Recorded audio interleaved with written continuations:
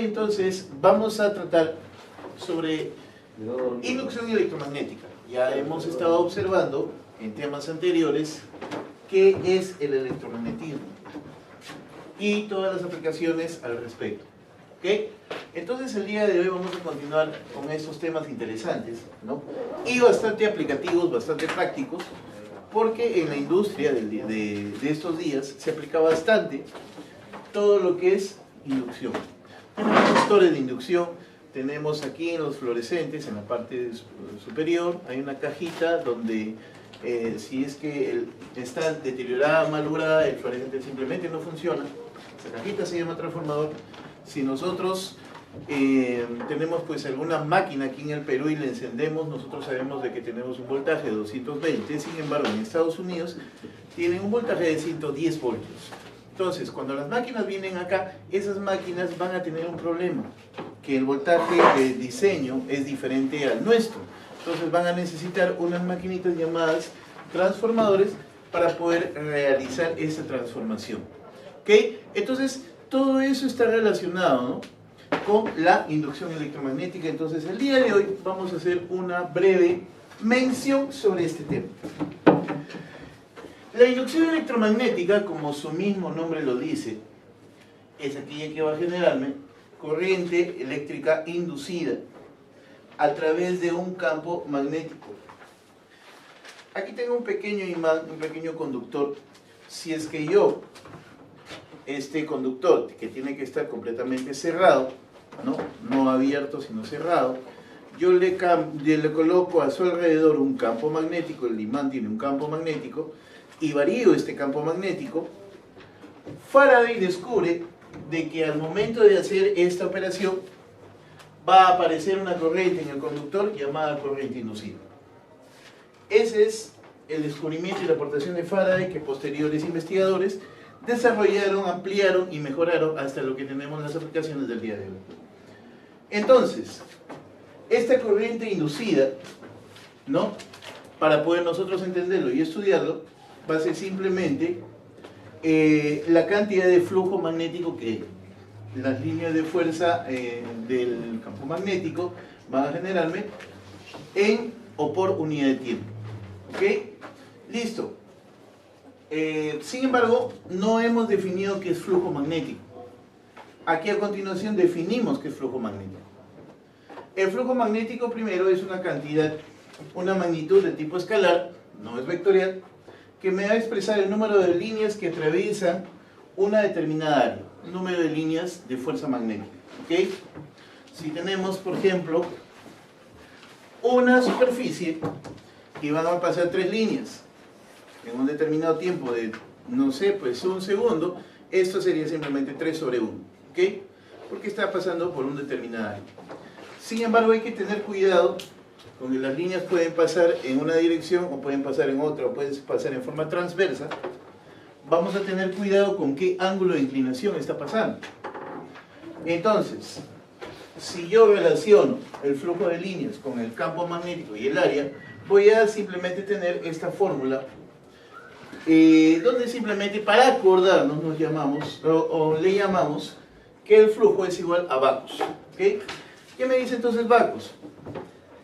El flujo es B, que sería la intensidad de campo magnético, que ya lo hemos visto en clases anteriores. A sería simplemente el área, y el ángulo θ, no confundir con este simbolito que para este caso nos está indicando el flujo magnético, y este ángulo θ. El ángulo θ me va a indicar la inclinación que tendría la normal a la superficie con respecto a las líneas de fuerza que hay. Es decir, si yo tengo esta superficie, la normal nosotros la entendemos como aquel vector que atraviesa en forma perpendicular, ¿ok? Y si las líneas de fuerza entran en esta dirección, yo voy a trazar aquí un ángulo entre justamente las líneas de fuerza y esa normal.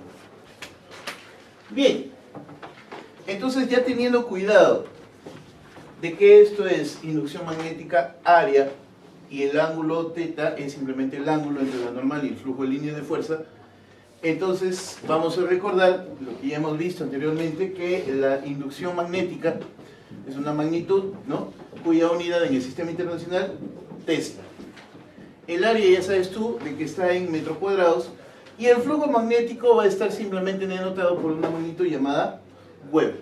¿Ok? Entonces, teniendo ya esto, recordamos un poco lo que hemos estado viendo desde el tema 1, ¿no? Sobre lo que son corrientes eléctricas, ¿no? Tenemos las corrientes de las baterías, de las pilas, ¿no? De los circuitos que tienen un polo positivo y un polo negativo, y a eso le llamábamos corriente continua. Pero sin embargo, la corriente que pasa aquí, la corriente de los cables conductores que están alrededor de nuestras casas, si nosotros conectamos o tratamos de buscar una polaridad, no van a tener esa polaridad. Esa polaridad es fluctuante. ¿Qué pasa si yo agarro y conecto un determinado enchufe, ¿no? Un determinado enchufe en una posición, ¿no? Si tú te has dado cuenta, ese enchufe tiene dos bornes. Si yo lo conecto así o si lo conecto de la otra manera, no va a pasar absolutamente nada porque la polaridad no está definida. ¿Ok? No tiene una polaridad. Sin embargo, en una pila o batería hay un positivo y un negativo. ¿Por qué?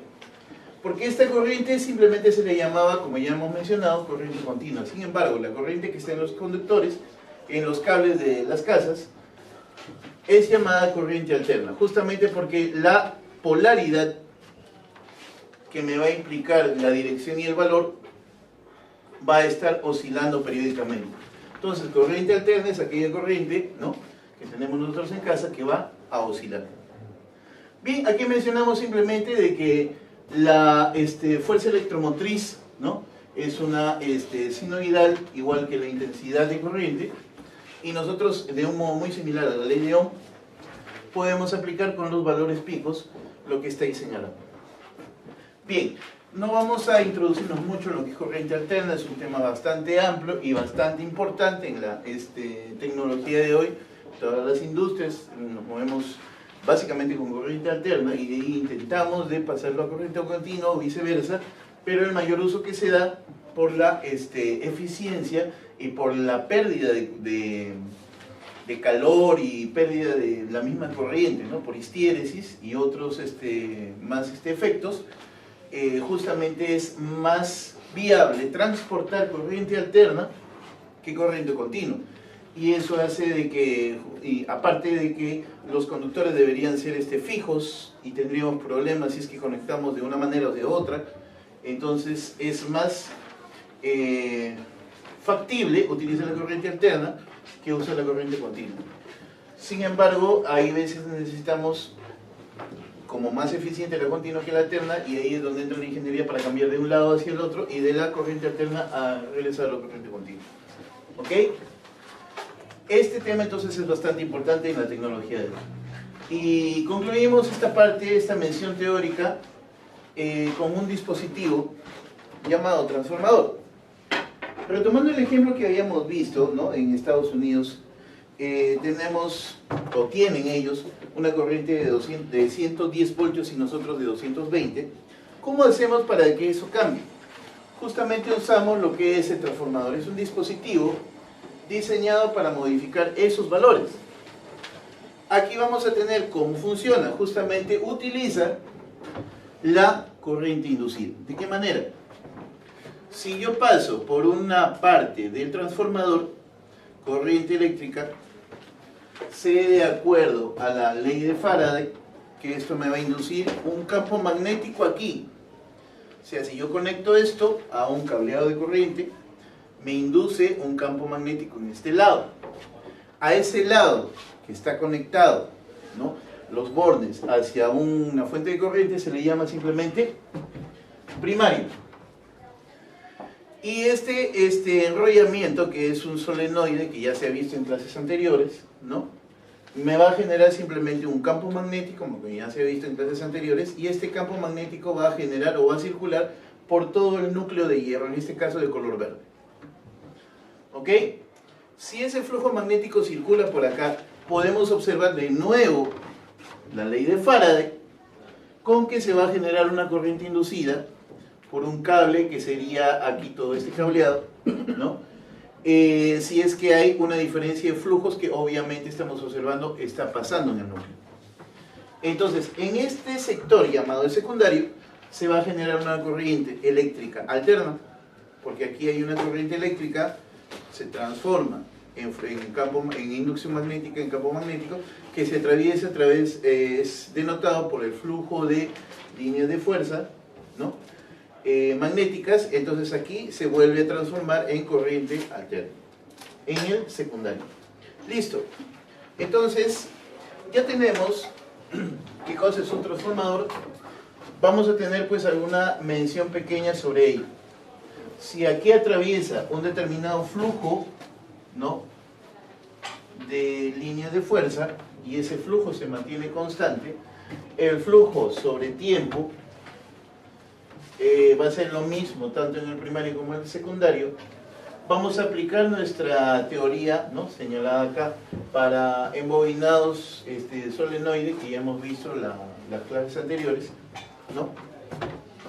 La inducción magnética va a ser menos el número de arrollamientos, como ya se ha visto, ¿no?, anteriormente, por la corriente que se genera. En este caso sería el flujo sobre el tiempo.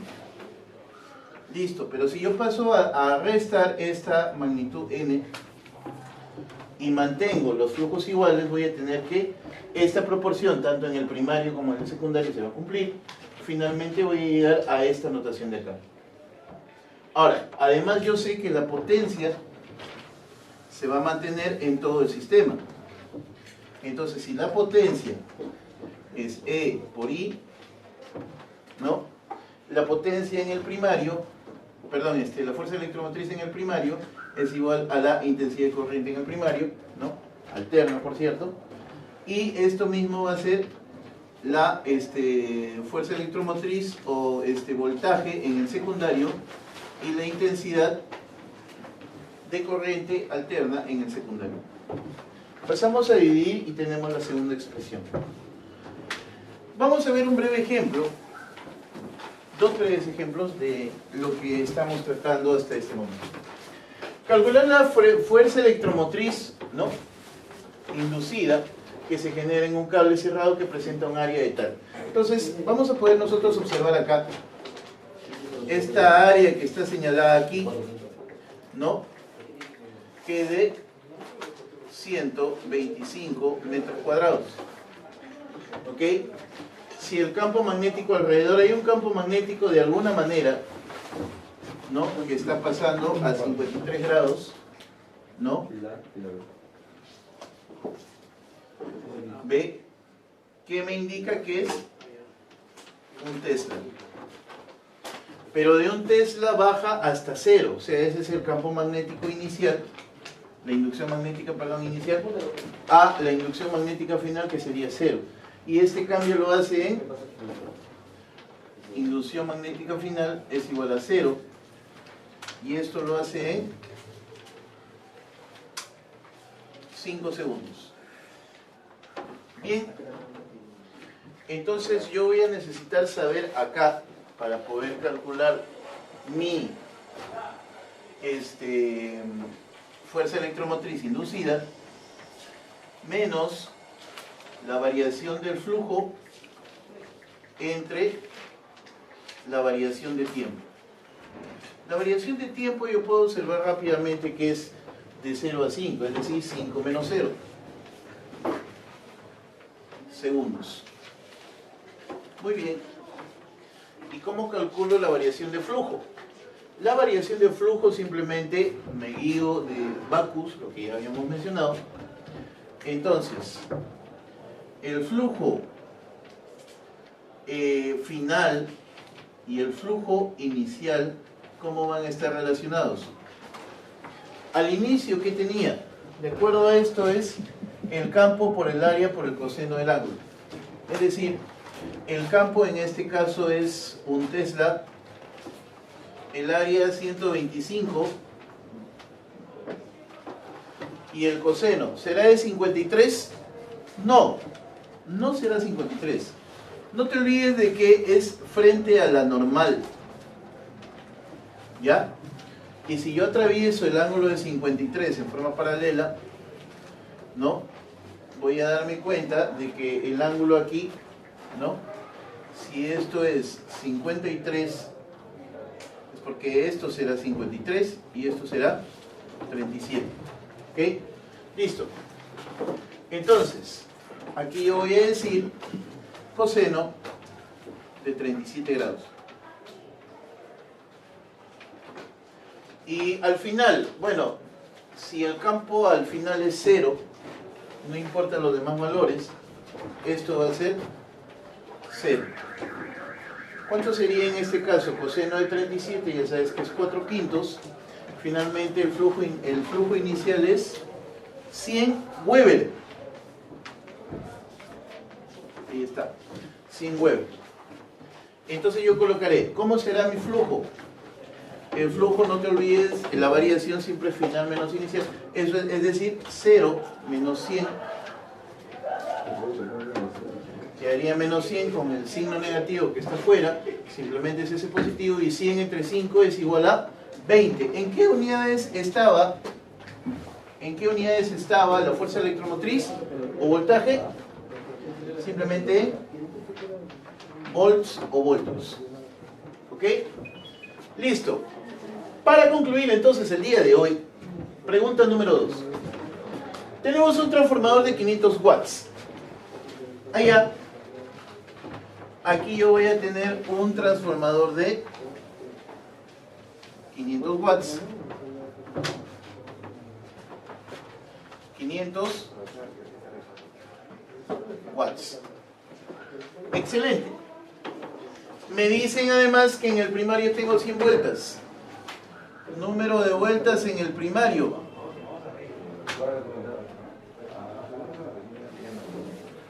100 vueltas. ¿Ok? Y en el secundario tiene 10 vueltas. Ah, muy bien. En el secundario 10 vueltas. Este es el primario, este es el secundario. Aplico mi relación, la relación que ya hemos visto. El voltaje, estas son vueltas por si acaso. Vueltas, vueltas. ¿No?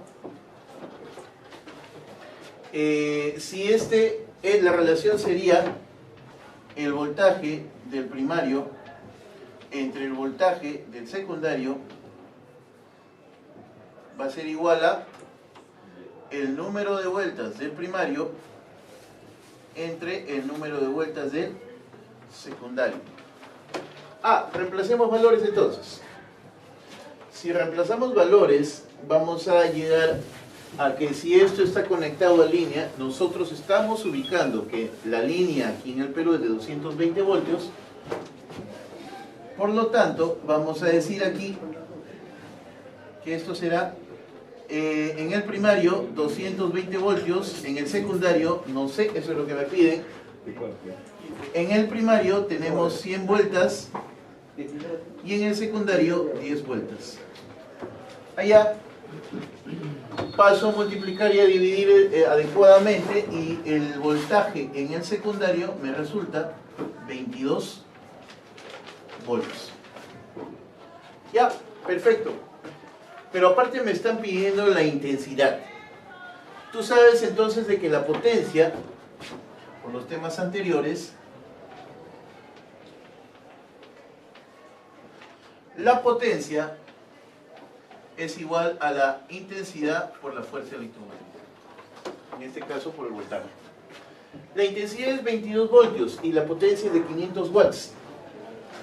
Si reemplazamos adecuadamente, esto sería 500 watts, intensidad y voltaje. Finalmente, la intensidad, ¿cuánto sería? Un pequeño cálculo aquí y vamos a dividir este ladito. 500 entre 22, mitad, 11, mitad, 250. 250 entre 11 rápidamente, 2, y acá sería 22,7 aproximadamente, 22,7. Bien, la intensidad 22,7 amperes. Y con esto tenemos una idea general de qué es lo que pasa en la industria, y no solamente en la industria, sino en la vida cotidiana cuando tú prendes tu laptop, televisor y diferentes artefactos electrodomésticos, los cuales tienen dentro, en su mayoría, la mayoría tienen transformadores, tanto el microondas como el televisor, como los equipos, muchos de ellos tienen transformadores. La computadora, cuando se enciende, lo primero que suena es el ventilador del transformador.